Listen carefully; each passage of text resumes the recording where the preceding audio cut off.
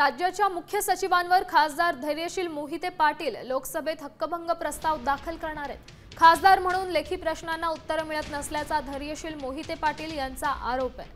केंद्राकडून मुख्य सचिवांना नोटीस देऊनही उत्तर मिळत नसल्याचा खासदार धैर्यशील मोहिते यांचा आरोप आहे।